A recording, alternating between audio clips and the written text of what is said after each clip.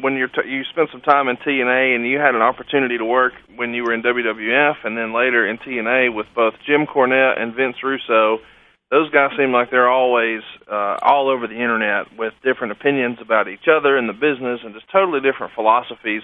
How would you compare and contrast, as far as for you personally, your experience working with a Jim Cornette or a Vince Russo? I don't know. Jim Cornette, I just remember back in the Smoky Mountain days, I never had a problem. I thought he was always very easy to work with. But as far as I don't read anything online. I don't even follow Twitter timelines. I don't read blogs. I don't do any of that social network news. I don't pay attention to any of that. Like Matt's that guy that keeps up with all that. But working with Vince Russo in TNA was, I thought it was I worked with him when it was the crazy idea to turn me heel, and he was great to work with. I had no problems working with him, but as far as other guys, how they feel, I don't have nothing bad to say about either one of them because they've never treated me wrong or unfairly. I have no complaints with either.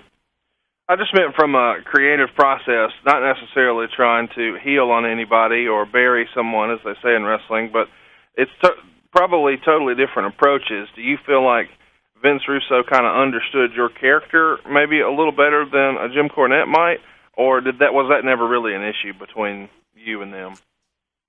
I don't know. With me, me and my characters always, I don't know, there's something about me that kind of just works its own magic.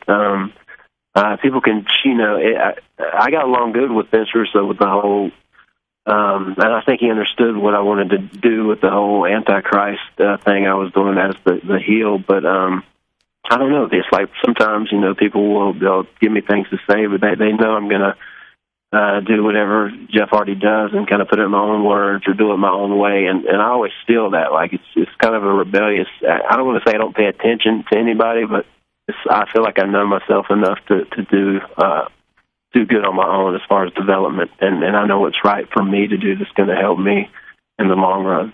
So, yeah.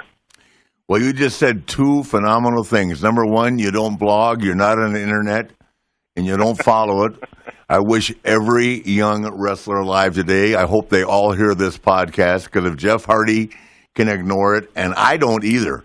If I want to know something about the wrestling business, I call Conrad.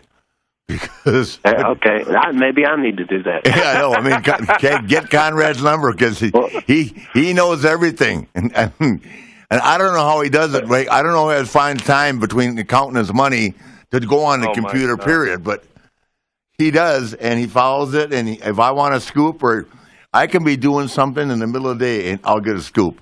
Hey, man.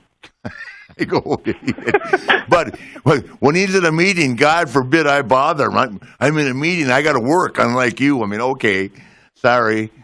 Jesus, $80,000